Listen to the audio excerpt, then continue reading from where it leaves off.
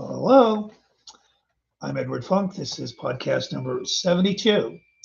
Um, and the title is Loretta Young Asked Spencer Tracy to Stay Out of Her Life.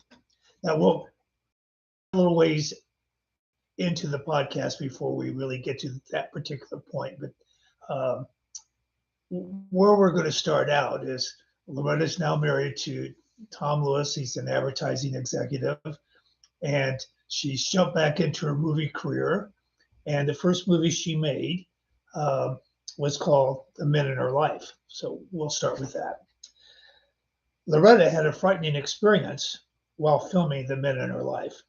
She recalled, it was an emotional scene. The dancing master, played by Konrad Veidt, he's a German actor, was driving my character too hard on the bar, shouting, faster, faster. Um, She obeys until finally she collapses onto the floor and bursts out crying. The scene was going well, but when I collapsed on the floor, as rehearsed, everything froze. My hand was still clutching the exercise bar and wouldn't move. I couldn't talk, and my eyes wouldn't close. Apparently, not enough oxygen was getting to my muscles. The thing that scared me the most was that I couldn't undo my hands. They called for the studio doctor, who gave me a shot to relax my muscles. I went immediately to sleep right there on the floor, and they then moved me to the infirmary. The next morning, I was fine, so we shot the scene again, but the director really had printed all the film from the day before, and that's what was used in the finished picture. Now, Loretta's post-marriage return to films set the template of her continuing career, but lots of changes were going on with her sisters. Pollyann decided to call it quits after she played Bela Lugosi's daughter in The Invisible Ghost. She recalled a scene where she was supposed to be sleeping, and Lugosi, in a trance, stalks into her room with the intent of strangling her. They had to shoot the two of us separately, says Pollyann, because I couldn't keep from laughing. It was a fitting set-off. Pollyann said of her career, I enjoyed every bit of it, but I was busy with Carter, that's her husband, and she also had her son Jim, and I didn't need to work. Sally's focus, that's another sister, was on her marriage, and it was her husband Norman Foster's career that was gaining steam. He had developed a working relationship with Orson Welles and directed him and Joseph Cotten into Journey into Fear.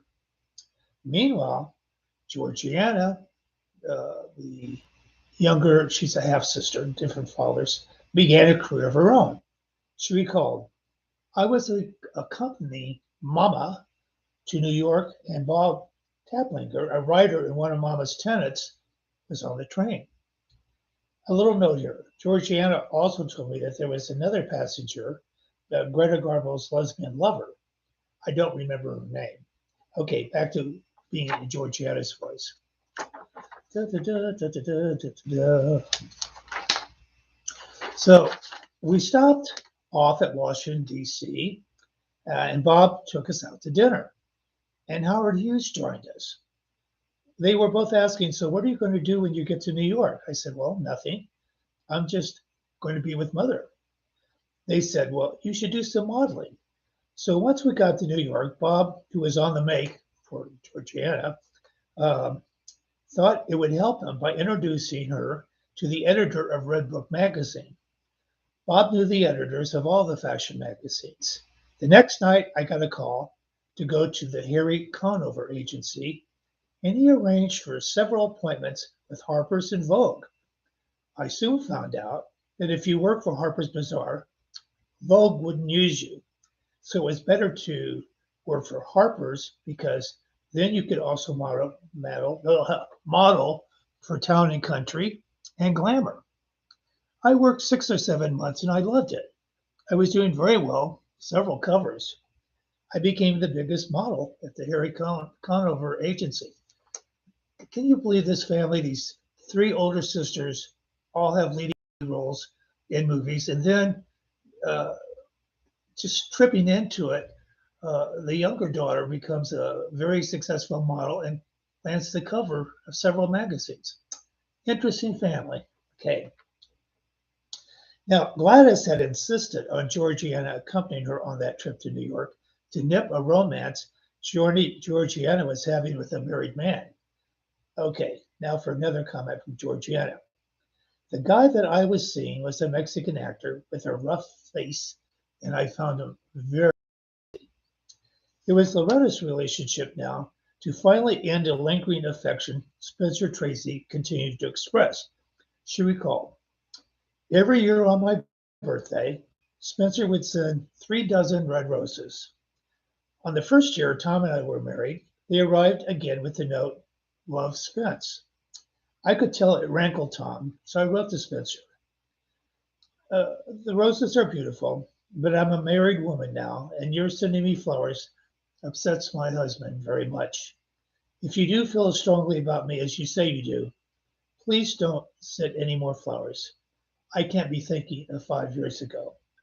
Now, a little note from Edward here.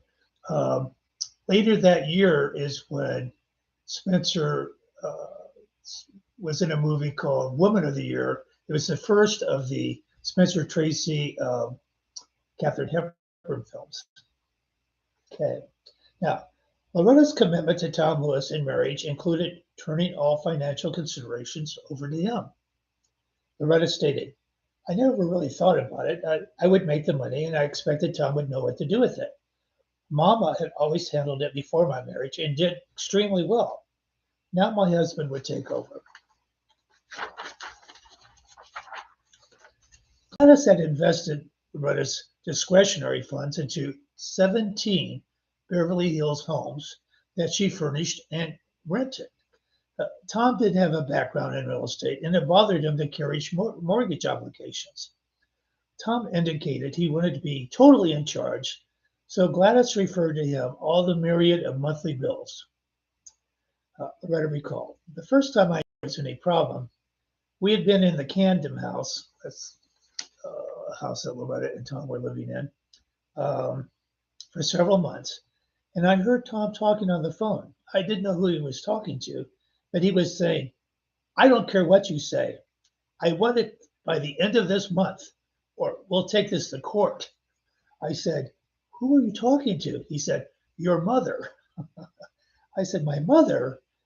I put my hand over the receiver and said, you hang up that phone this minute. She didn't talk to us for a year.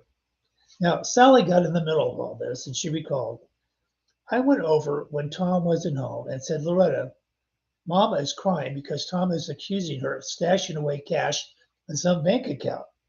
You know that's ridiculous. Before I left, I said to Loretta, the way he's treating Mama about this money, wait until you see what he does to you. It will happen. You just wait and see. Well, it's going to be several podcasts into the future, but we will see that. Okay, the net result was that the equity in the houses were split, and Loretta insisted Loretta would keep 11, and Tom sold the remaining 6. And the Sunset House, which is the house that Loretta had built for her mother, it was right across the street from UCLA. The cost of all this financial realignment spilled over into the personal venue. Gladys was not speaking to Loretta and Tom, and Loretta wasn't speaking to Sally because of her harsh accusation about Tom. Loretta didn't want an estrangement from her mother, and in turn the rest of her family. She'd been in that predicament before when she married Grant Withers at age 17. What she did want, however, was something she had never had. She wanted to cling to the conventional view of a man taking care of her. Towards that end, loyalty to Tom came first. Tom, too, had very traditional views regarding appropriate gender roles, and he had real misgivings about his mother-in-law. He saw her as a bad example to her daughters in the way that she had shed both of her husbands and then became successful in her own life with no obligation to any man. The men in her life was only lukewarm at the box office. However, the tally from Columbia's The Doctor Takes a Wife and He Stayed for Breakfast movies she had done before The Men in Her Life came in favorably, and Columbia studio head Harry Cohn was anxious to have Loretta for another formula comedy. It's called Bedtime Story. It was now apparent Loretta's work would keep her in California, and the New York apartment was given up. Japan bombed Pearl Harbor while Bedtime Story was in production. It propelled Hollywood into a new phase, and both Tom and Loretta would play their parts. So to be continued in podcast, 73, when Hollywood goes to war and Loretta does her part, kind of. So until then.